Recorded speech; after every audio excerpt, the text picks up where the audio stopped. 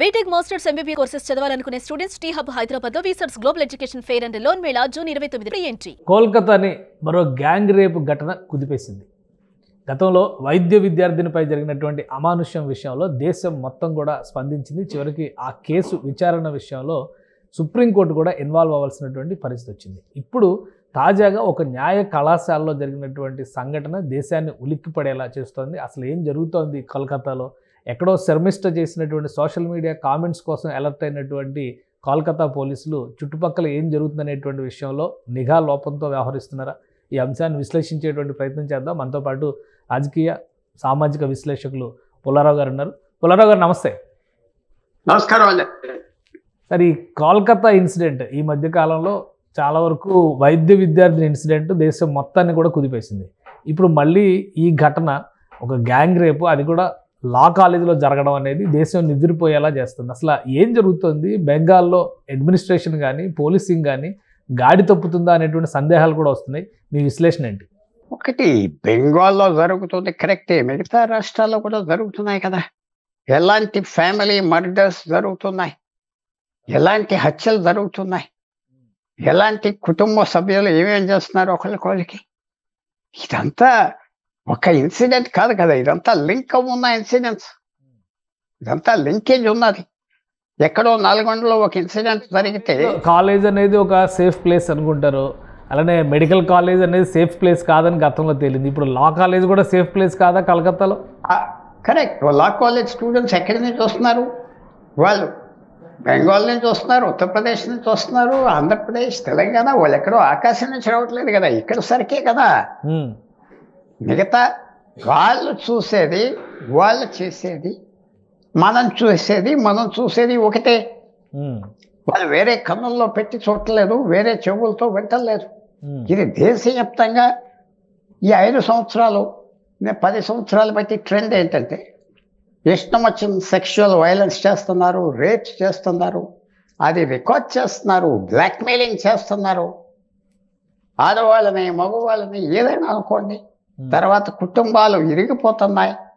మంచి కారణాలు ఉండొచ్చు, నేను కారణాలు లేవట్లేదు, అవి సర్దుకోలేకపోతున్నారు. సామాజిక ప్రెషర్ అయిపోయింది, ఆర్థిక ప్రెషర్ అయిపోయింది.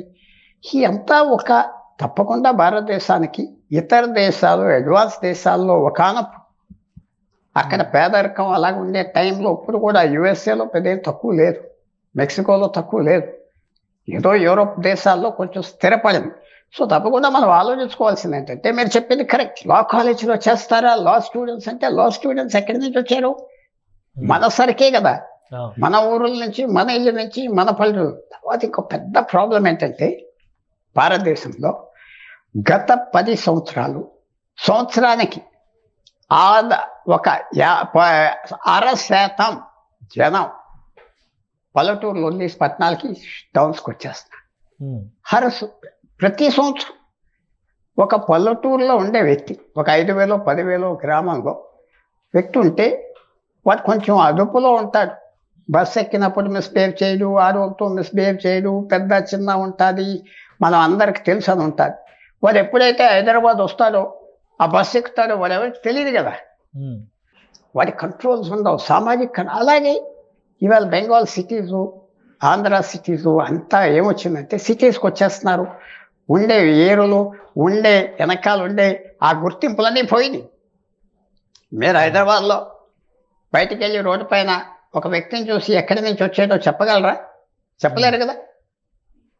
కానీ ఇప్పుడు అక్కడ తృణమూల్ కాంగ్రెస్, బీజేపీ, కాంగ్రెస్, ఈ రాజకీయం కూడా ఉంది. ఆ నిందితులు ఎవరైతే ఉన్నారో, మనోజిత్ మిశ్రా అని చెప్తున్నారు పేరు, అతను అన్ని రాజకీయ పార్టీలతో దిగినటువంటి ఫోటోలు వైరల్ అవుతున్నాయి సోషల్ మీడియాలో. పోలీసులు కూడా ఆ కోణాల్లో చెక్ చేస్తున్నారు. ఇప్పుడు అతను student union leader, plus most influential ఆ యూనివర్సిటీ, ఆ కాలేజీలో ముఖ్యంగా స్టూడెంట్ యూనియన్ ఆఫీస్ పక్కనే ఉన్నటువంటి గార్డ్ రూమ్లో జరిగింది ఈ అత్యాచార ఘటన అనేది కూడా ప్రాథమికంగా పోలీసులు ఇచ్చినటువంటి సమాచారం.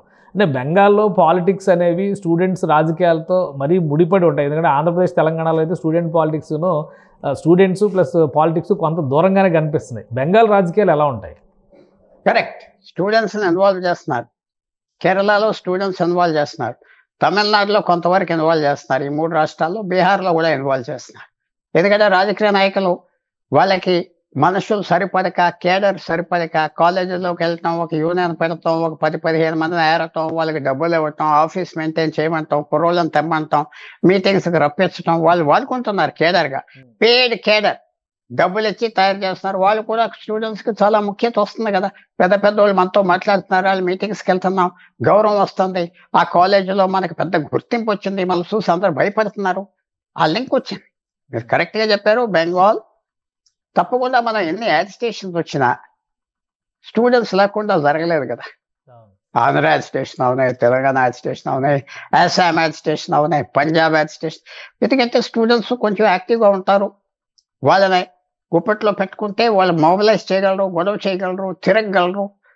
సో వాళ్ళు వాడతారు. పాలిటీషియన్స్ ఏం చేస్తారంటే వాళ్ళ చేతిలోకి రక్తం రాదు, వాళ్ళ చేతిలో రాయెత్తారు, వీళ్ళతో వాడతారు. పెద్ద ఛాత్ర పరిస్థితి ఏంటి, 10 మంది స్టూడెంట్స్ మళ్ళీ ఇది కూడా డబ్బులు ఇచ్చి. ఈ ఇన్సిడెంట్ కూడా ఆర్జికర్ మెడికల్ కాలేజ్లో జరిగినటువంటి incident Trinamool Congress versus BJP అయింది. మళ్ళీ ఇప్పుడు ఈ ఇన్సిడెంట్ కూడా రాజకీయ పార్టీల మధ్య సమరంగా మారిపోతుందా? ఆ బాధిత విద్యార్థినికి న్యాయం జరిగేటువంటి అవకాశం ఉంటుందా? అది చాలా పొరపాటు చేస్తున్నారు రాజకీయ పార్టీ. ఎప్పుడైతే మీరు తృణమూల్ కాంగ్రెస్ వచ్చేసారంటే తృణమూల్ కాంగ్రెస్ వాడిని రక్షిస్తారు. వాడు ఒక వ్యక్తి చేశాడు, ఒక దుర్మార్గం చేశాడు అనాలి, ఎవరు రక్షిస్తారు? సో అది చాలా తప్పది. వాడి తృణమూల్ కాంగ్రెస్ ఏంటి, వాడు ఒక రేపిస్ట్, ఒక వైలెంట్ ఫెలో, అంతే. అది చాలా పొరపాటు చేస్తున్నారు బీజేపీ. ఏమైనా టీఐలో బీజేపీ వాళ్ళు చేశారు, టీడీపీ వాళ్ళు చేశారు, ఈ కాంగ్రెస్ చేశారు, అది కరెక్ట్ కాదు. వ్యక్తి చేశాడు, ఆ వ్యక్తిని పట్టుకోవాలి, కానీ ఆయనకి పెద్ద రాజకీయ కలర్ ఇవ్వటం కరెక్ట్ కాదు, చాలా తప్పది. అది వాళ్ళకి సాయం చేస్తున్నారు. తృణమూల్ కాంగ్రెస్ ఎంపీ కూడా ఇప్పుడు ఒక రియాక్షన్ ఇచ్చాడు, కళ్యాణ్ బెనర్జీ ఒక రియాక్షన్ ఇచ్చారు. ఆయన ఏమంటాడంటే ఆమె స్నేహితులే ఆమెను రేప్ చేశారు, ఎవరితో స్నేహం చేస్తున్నారో ఆ జాగ్రత్త పాటించాల్సిన బాధ్యత వాళ్ళపైన ఉంటుంది అంటున్నాడు ఆయన. ఇప్పుడు స్నేహితుల పైన నెపం పెట్టడం అంటే వీళ్ళు ఎస్కేప్ అవుతున్నట్టుగానే అనుకోవచ్చు. తప్పకుండా ఆయన వార్నింగ్ ఇచ్చింది, దాంట్లో అది తప్పు ఉన్నది, కరెక్ట్ ఉన్నది. కరెక్ట్ ఏంటంటే జాగ్రత్తగా ఉండమని చెప్తున్నాడు. ఇలాంటి వాళ్ళతో తిరుగుతున్నావు, వాళ్ళు ఏంటంటే వీళ్ళు చాలా పెద్దోళ్ళు అనుకుంటారు కదా, నాయకత్వం అనుకుంటారు కదా, పెద్ద నాయకులు అయిపోయారు కదా. ఈ స్టూడెంట్ అది ఎవడో వాడు మంత్రి అంటున్నాడు, ఎమ్మెల్యే అంటున్నాడు, పాపం దానికి లొంగిపోతారు కదా, అట్రాక్ట్ అవుతారు కదా. తప్పకుండా ఆయన చెప్పింది అంత తప్పు లేదు, జాగ్రత్తగా ఉండాలంటావు, కానీ మన చేతిలో లేవు ఇవన్నీ. ఎన్నో ఫ్యాక్టర్స్ వచ్చేస్తాయి. ఆ గ్లామర్ అనుకుంటాం, క్షేత్ర పరిస్థితి ఏంటి? వాళ్ళు ఎవరో కాలేజీలో 10 మంది పెట్టి వాళ్ళకి డబ్బులు ఇచ్చి తిప్పి మీటింగ్స్కి జనం తీసుకురా అని డబ్బిస్తే 50 మందిని తెమ్మని బస్సు పంపిస్తే 50 మందిని ఎక్కిస్తారు, తాగిస్తారు, తిండిస్తారు, వస్తారు పిక్నిక్ లాగా. సో తప్పకుండా పాలిటిక్స్ ఎంతవరకు వెళ్ళాలి, యూనివర్సిటీస్ వరకు వెళ్ళాలా వద్దా, పొలిటికల్ అఫిలియేషన్తో ఉండాలా లేదా, అది ఆలోచించుకోవాలి. ఈ ఇన్సిడెంట్స్లో యాక్షన్ ఏ విధంగా ఉండే అవకాశం ఉంది అంటే, క్యాంపస్లో జరిగింది కాబట్టి పోలీసులు వెళ్ళే ఛాన్స్ లేదు, అది క్యాంపస్ బాధ్యత అనుకోవాలా, లేదా కాలేజ్ మేనేజ్మెంట్ ఫెయిల్యూర్ అనుకోవాలా, పోలీస్ అడ్మినిస్ట్రేషన్ ఫెయిల్యూర్ అనుకోవాలా, మళ్ళీ రాజకీయ కోణం వస్తున్నటువంటి నేపథ్యంలో టోటల్ స్టేట్ ఫెయిల్యూర్గా దీన్ని చూడాల్సిన పరిస్థితి ఉంటుంది? ఒకటి తప్పకుండా కాలేజ్ ఫెయిలియర్, వాచ్ చేస్తూ ఉండాలి. వాళ్ళకి సెక్యూరిటీ ఉన్నారు, భయపడకుండా మేనేజ్మెంట్ వాచ్ చేయాలి. ఏదో పెద్ద లీడర్స్ అనుకొని భయపడిపోయి ఉంటారు. రెండోది పొలిటికల్ పార్టీస్ దూరం అయిపోవాలి. వెంటనే నాకు ఏదో సంబంధం లేదు, ఎక్స్పెల్ చేస్తామంటే అయిపోయిన చేతి లేదే. ఆంజనేయులు రక్షించటం, ఆంజనేయులు అటాక్ చేయటం, వారికి పెద్ద అంతస్తు వస్తుంది కాబట్టి తప్పకుండా అరెస్ట్ చేస్తారు. ఎందుకంటే ఇలా చేయకపోతే హైకోర్టుకి వెళ్తారు, హైకోర్టు అరెస్ట్ చేయమంటారు, అది జరుగుతుంది. అంత అనవసరం కదా. వెంటనే పోలీసే బుక్ చేసే పరిస్థితి ఎప్పుడు వస్తుంది? రాజకీయ కోణాలు లేకపోతే వస్తుంది. ఎప్పుడైతే టీఎంసీ వచ్చేసాడంటాం బీజేపీ తప్పు, బీజేపీ వచ్చేసాడంటాం టీఎంసీ తప్పు. ఎవరి ఫోటోలు ఎవరి దగ్గర పక్కన నిలబడితే ఎవడు వద్దంటాడు? అందువల్ల ఇది మనం ఆలోచించుకోవాలి. తప్పకుండా సమాజంలో ఇందాక చెప్పింది కూడా మార్పు వచ్చేసి ఎవరికి ఐడి లేదు, ఏ ఊరి నుంచి వచ్చారు అనే పరిస్థితి లేదు. నువ్వు ఎక్కడ ఉన్నావు, నీకు మంచి బట్టలు ఉన్నాయి, నీకు కంప్యూటర్ ఉన్నది, ల్యాప్టాప్ ఉన్నది, ఏదో మోటార్ సైకిల్ ఉన్నది, కారు ఉన్నది, అంతే. సాయంకాలం పబ్కి వెళ్ళగలవు, వెళ్తున్నట్టుగా నటిస్తావా లేకపోతే చస్తున్నావా, అది వేరే విషయం. సో ఐడెంటిటీ పోయింది, క్రైమ్ పెరుగుతారు. ఐడెంటిటీ ఉంటే కొంచెం లొంగుతారు, భయపడతారు, ఏమనుకుంటారు మా కుటుంబం సభ్యులు అందరూ. ఆ ఐడెంటిటీ పోయింది.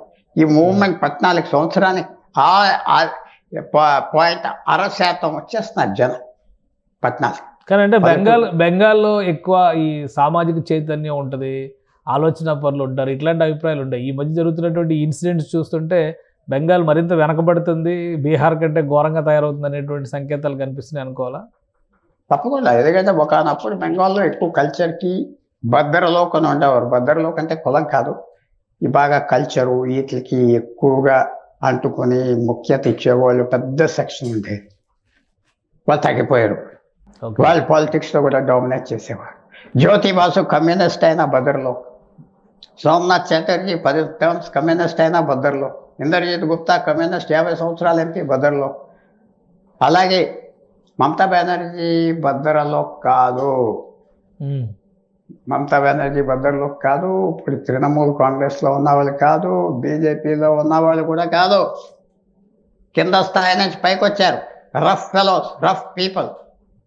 బద్దర్లోక్ అంటే వాళ్ళ అప్పర్ క్రస్ట్, అంటే అప్పర్ కులాలు అంటారు కదా, అప్పర్ క్రస్ట్ చదువుకున్నారు, కొంచెంగా స్లోగా ఉంటారు, వాళ్ళ వ్యవహారం వేరు, పెద్ద మనిషి తర. బద్దర్లోక్ అంటే రవీంద్రనాథ్ ఠాగూర్ నుంచి వచ్చింది. అలాగే పెద్ద పెద్ద వాళ్ళు పాలిటిక్స్లో డామినేట్ చేశారు. సుభాష్ చంద్రబోస్, చిత్తరంజన్ దాస్ ఆ టైంలో ఇండిపెండెన్స్ వచ్చాక వేరియస్ కాంగ్రెస్ లీడర్లు, కమ్యూనిస్ట్ లీడర్లు, ఆ పద్ధతి వేరు, ఇప్పుడు మారిపోయింది. బెంగాల్లో బెంగాల్ సమాజం మరింత దిగజారిపోతుంది. పాలిటిక్స్లో ఎవరు వెళ్తారు, ఎవరికి కుదురుతుంది? డబ్బుతో సీట్ కొనుక్కుంటే ఇవన్నీ అవసరం లేదు, లేకపోతే అలా తిరగాలి. ఆడ మగ లేదు, ఇష్టం వచ్చినట్టు బిహేవ్ చేస్తున్నారు. బెంగాల్లో చాలా వరకు కరిగిపోయింది. దాంతోపాటు దాదాపు బెంగాల్ పాపులేషన్లో 10-20% ఇంకో దేశం నుంచి వచ్చారు. వాళ్ళకి మన మీద ఏముంటుంది? సామాజిక దయ, సామాజిక అలవాటు. వాళ్ళు ఇంకో దేశం నుంచి వచ్చారు, ఆ దేశం పద్ధతులు బంగ్లాదేశ్ పద్ధతులు ఉన్నాయి. లేబర్ వచ్చారు, పెద్దోళ్ళు ఎవరు రాలేదు బంగ్లాదేశ్. ఓకే, లేబర్ అంటే లేబర్ తప్ప చదువు సంజా లేని వాళ్ళు ఇక్కడికి వచ్చారు. సో బెంగాల్ మీరు అన్న మాటకి చదువు గిరువు అంతా ఉన్నది. ఇంకెవరు లెక్క పెడతారు? సంఖ్య లెక్క పెడతారు. ఆడి ఓటు ఒకటే, నోబెల్ ప్రైజ్ ఓటర్ విన్నర్ ఒకటే, ఫినిష్. అమర్త్య సెన్ కూర్చున్నాడు, నోబెల్ ప్రైజ్ గెలిచినోడు, వాడి ఓటు ఒకటే. అక్కడ ఎవరో దొంగ వచ్చినోడు కూడా ఒకటి. దాని మీదే బీజేపీ పదే పదే బెంగాల్ ఉద్యమాలు అంటుంది. రేపు మళ్ళీ ఎలక్షన్స్కి రెడీ అవుతుంది. సో ఇవన్నీ జరుగుతున్న నేపథ్యంలో కూడా ఇంకా పక్క దేశం నుంచి వచ్చేటువంటి చొరబాటుదారుల మనస్తత్వం బెంగాల్ ప్రజలను ప్రభావితం చేస్తూనే ఉంటుందా? డామినేట్ నెంబర్స్ కదా, నెంబర్ గేమ్ కదా. ఓకే, వాళ్ళు ఆల్రెడీ 294 అసెంబ్లీ నియోజకవర్గాల్లో 150 డామినేట్ చేస్తున్నారు. 30%, 40% జనాభా ఉన్నారు. ఓకే, వాళ్ళ బాధ్యత చలామణి అవుతుంది అంతే. ఏదైనా ఎవరి చేతిలో గవర్నమెంట్ వస్తే వాడే పోలీస్ స్టేషన్ ఆ చేతిలోకి వస్తాను. మన ఆంధ్రప్రదేశ్ చూస్తున్నాం, తెలంగాణ చూస్తున్నాం. పోలీస్ స్టేషన్ మీ చేతిలో ఉన్నంత కాలం మీరు ముఖ్యమంత్రి అంతే. లేనప్పుడు ఎవరూ లెక్క పెట్టరు. ఆ పోలీసే వచ్చి అరెస్ట్ చేస్తారు. ఏదో ఫాల్స్ కేసు, ఏదో కేసు పెట్టి రాజని అంటారు, లేకపోతే తంతారు అంతే. రైట్, అన్ని చోట్ల అలాగే ఉన్నారు. రైట్. థ్యాంక్ యూ పుల్లారావు గారు, మీ విశ్లేషణ అందించినందుకు. ఇది డాక్టర్ పుల్లారావు గారి చెప్తున్నటువంటి విశ్లేషణ. బెంగాల్లో జరిగినటువంటి ఇన్సిడెంట్ కేవలం ఆ ఇన్సిడెంట్గా చూడడానికి అవకాశం లేదు. బెంగాల్ సమాజంలో వస్తున్నటువంటి మార్పులు, పరిణామ క్రమానికి ప్రత్యేకంగా చూడాలి. మరీ ముఖ్యంగా బంగ్లాదేశ్ చొరబాటుదారులు వచ్చిన తర్వాత హింసోన్మాదం బెంగాల్లో పెరిగిపోయింది. కాలేజీల్లో భద్రత లేని పరిస్థితులు వస్తున్న నేపథ్యంలో ప్రభుత్వాలు కూడా రాజకీయాలని విద్యార్థుల నెత్తిపైన రుద్దడం అనేది మరో సమస్యగా, ఒక జాడ్యంగా మారుతుందని పుల్లారావు గారు విశ్లేషిస్తున్నారు. ఇది special discussion. Keep watching. Suman టీవీలో మీ పర్సనల్ అండ్ బిజినెస్ ప్రమోషన్స్ కోసం కింది నెంబర్కి కాంటాక్ట్ చేయండి.